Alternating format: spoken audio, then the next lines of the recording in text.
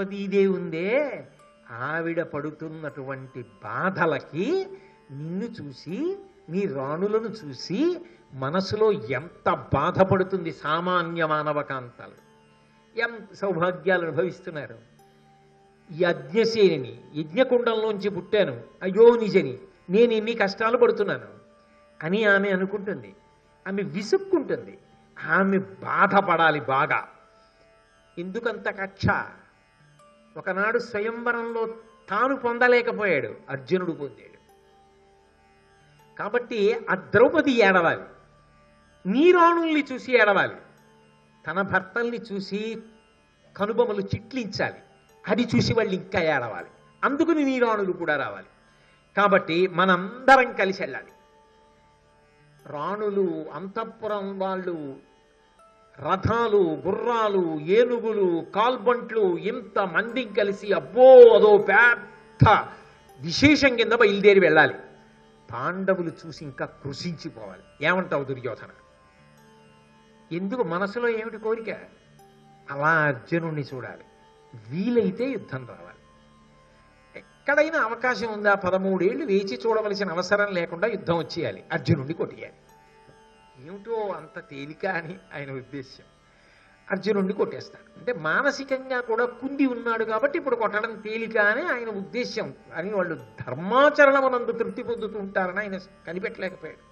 బాహ్యంలో కష్టపడినా ఆంతరమునందు మేము ధర్మమునకు కట్టుబడి ఉన్నాము అన్న విషయం మీద వాళ్ళకి అంత సంతోషం. కాబట్టి వాళ్ళ పూనికలో, వాళ్ళ పరాక్రమాల్లో, వాళ్ళ పటాటోపంలో ఏ విధమైనటువంటి కొరత, కొదువ ఏర్పడవు.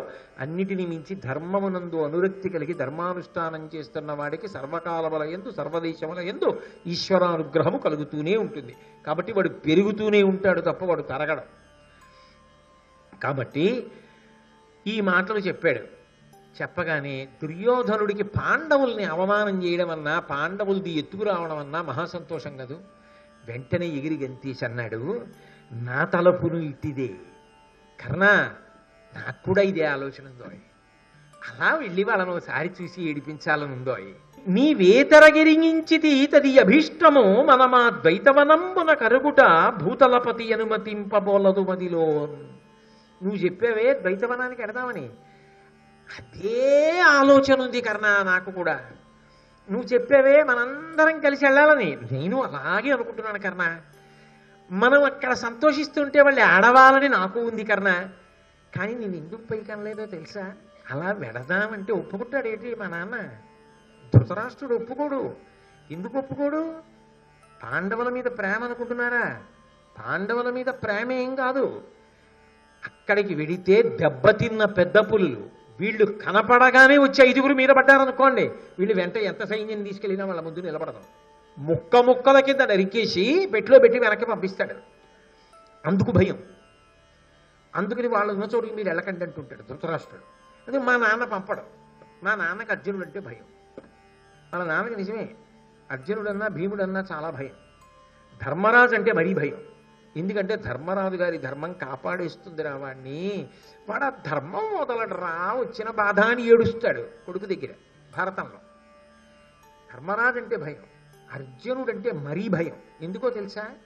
చెప్పుకున్నాడు, రే ఒకప్పుడైతే అర్జునుడు సామాన్యమైన బలవంతుడు అనుకునే వాళ్ళం ద్రోణాచార్యులు వారి శిష్యుడిగా.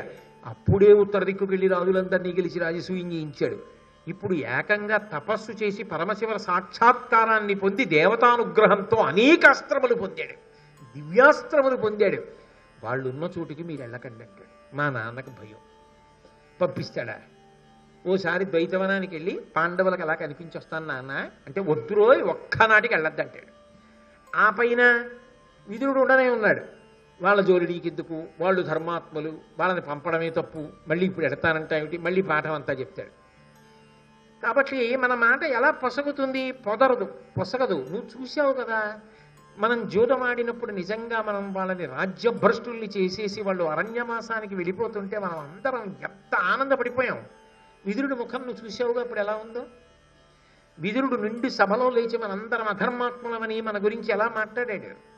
నిర్మోహమాటంగా పాండవుల్ని వెనకేసుకొస్తాడు. ఆ పైన భీష్మద్రోణులు ఉన్నారు. మా నాన్న బలహీనత ఏమిటంటే విదురుణ్ణి భీష్మద్రోణుల్ని కాదండం. కాదనడం బలహీనత కాదు, వాళ్ళని కాదని మనలేనని తెలుసు. అందుకని గౌరవించినట్లు నటిస్తూ ఉంటాడు. ఆ పైన మిగిలిన విషయాల్లో నేను ఎలా చెప్తే అలా వింటాడు. ఈ విషయంలో నేను చెప్పినట్టు వినడం.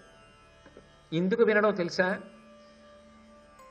ఆయనకి పెద్ద నమ్మకం ఏమిటంటే అర్జునుడు ఇప్పుడు అపారమైనటువంటి అస్త్ర సంపదను పొంది ఉన్నాడు. మరి పరమేశ్వర సాక్షాత్కారం పొందాడు, ఉత్తర దిక్కుకు వెళ్ళి తపస్సు చేసి పాశుపతాస్త్రాన్ని పొందాడు, స్వర్గలోకానికి వెళ్ళాడు, దేవేంద్రుడి యొక్క అనుగ్రహం చేత అస్త్ర సంపద పొందాడు, ఇన్ని అస్త్రములు పొంది ఉన్నాడు. కనపడితే బాణాలు ఇస్తే ఏమైపోతారు మీ అందరూ? అందుకని అస్సలు వెళ్ళకండి. ఆ పైన భీముడు ఉన్నాడే, బుసలు కొడుతున్నాడు, ఎన్ని కష్టాలు పడ్డాడో అంత కక్ష పెరిగిపోతుంది. ఇప్పుడు వాళ్ళ కళ్ళల్లో మీరెందుకు రోయ్, అస్సలు వెళ్ళొద్దంటాడు. మా నాన్న అనుమతి లేకుండా ఎలా జరుగుతుంది ఘోషయాత్ర? దానికి ఘోషయాత్ర అని పేరెట్టాడు. ఎలా జరుగుతుంది? జరగదు. జరగనప్పుడు మనకు ఆ కోరికన ఎలా తీరుతుంది? మన కర్మ. మనకి మంచి మంచి ఆలోచనలు ఉంటాయి, అమలు చేయడానికి పెద్దల సహకారం లేదు కాబట్టి అమలు చేయలేకపోతున్నాం. ఈ ప్రణాళికల కన్నా నాకు లేదనుకుంటున్నావా? ఈ ఆలోచన నాకు ఉంది అంటే ఆలోచించారు. ఈ ఆలోచన చాలా గొప్పది. కావలసింది ఏమిటి? ఒక్క ధృతరాష్ట్రుడి అనుమతి. అదొక్కటి సంపాదించేస్తే ఆయనకి రెండు కన్నులు లేవు. వీళ్ళు ఏం చేస్తున్నారో, ఎలా పెడుతున్నారో, అక్కడికి వెళ్ళి ఏం చేశారో తర్వాత వచ్చి చెప్తే తెలియాలి తప్ప పాపం ఆయన ఏం కనిపెట్టగలడు. అందుకని మనం ఇంకా బయలుదేరి వెళ్ళిపోవచ్చు. మనం అనుకున్నవన్నీ అక్కడ చేసేయచ్చు. మేమేం చేయం, ఇలా పెడుతుంటే పాండవులు కనపడతాయని బుకాయించేయచ్చు. వాళ్ళు ఏడిస్తే నేనేం చేయను నాన్న అనొచ్చు. మా నాన్న పైకి అలా అంటాడు కానీ లోపల ఆయన సంతోషిస్తాడు. మనం క్షేమంగా వచ్చేస్తే చాలు. కానీ ముందు మా నాన్న మాత్రం నమ్మడు వెళ్ళి క్షేమంగా వస్తామని. కాబట్టి పాండవుల దగ్గరికి పాండవులను అవమానించడానికి, బాధపడుతున్న పాండవుల్ని చూడ్డానికి వెడుతున్నామని కాకుండా ఇంకేమైనా చెప్పి పాండవుల దగ్గరికే వెళ్ళడానికి మా నాన్న దగ్గర అనుమతి పొందగలమా? అలాగాని అనుమతి పొందామా వెళ్ళిపోవచ్చు, మనం సాధించేసినట్టే కార్యం. నీ కోరిక తీరిపోతుంది, నా కోరిక తీరిపోతుంది అంటే ఆ రోజు రాత్రి ఎవరు నిద్రపోరు? కర్ణుడు నిద్రపోడు. ఎందుకని? అసలు ప్రబలమైన కోరిక అర్జునుడిని అలా చూడాలని ఎవరిది? కర్ణుడిది. అవకాశం వస్తే వాతావరణం వాడుకుని యుద్ధం చేసి అర్జునుడిని పడగొట్టేయాలన్న కోరిక ఎవరిది? కర్ణుడిది. ఇప్పుడు తన ఆలోచన ఒప్పుకున్నాడు దుర్యోధనుడు. ఇంకేం జరగాలి అంటే పూర్వభాగం అంగీకరింపబడింది, పరభాగం అంగీకరింపబడాలి. ధృతరాష్ట్రుడి అనుమతి కావాలి. ధృతరాష్ట్రుడికి ఏం చెప్తే అనుమతిస్తాడు? ఎలా ధృతరాష్ట్రుడిని జాగ్రత్తగా బుట్టలో పెట్టాలి? ఎలా ఏం చెప్పి అనుమతి సంపాదించాలి? అందుకని బాగా రాత్రల్లా నిద్రపోకుండా కర్ణుడు అటు దొల్లి ఇటు దొల్లి ఆలోచన చేస్తున్నాడు. ఆయన ఒక్కడేనేమిటి, దుర్యోధనుడిని సంతోష పెట్టడానికి ఎప్పుడూ సిద్ధంగా ఉండేవాడు. ఇలాంటి ఆలోచనల గురించి బాగా మనసుని సాధనలో పెట్టేవాడు శకుని. ఆయన నిద్రపోకుండా ఆలోచిస్తున్నాడు. వీళ్ళందరూ బాగా ఆలోచించారు, దుర్యోధనుడు అంతకన్నా. అందరూ ఆలోచించి మళ్ళీ రహస్యంగా మరునాడు కలుసుకోవాలి అని ఒప్పందం పెట్టుకున్నారు. ఏమీ జరగనట్టు వెళ్ళిపోదాం, ఈ విషయం ఎవరికీ తెలియకూడదు, నిశ్శబ్దంగా వెళ్ళిపోదాం. రాత్రి మాత్రం ఎవరు నిద్రపోవద్దు, బాగా ఆలోచన చేద్దాం. రేపు ఉదయం మళ్ళీ వచ్చి కలుసుకుందాం. కలుసుకున్న తర్వాత ఎవరికి ఆలోచన వచ్చిందో చెప్పండి. ఏ ఆలోచన వచ్చిందో చెప్పిన తర్వాత వాటి అన్నిటిలోకి ఉత్తమమైన ఆలోచన ఏది మనం ఒకసారి పరిశీలనం చేద్దాం. ఏది ఉత్తమమైన ఆలోచన అయితే ఆ ఆలోచన ద్వారా ధృతరాష్ట్రుడి యొక్క అనుమతిని తీసుకుని ఘోషయాత్రకు మనం బయలుదేరదాం.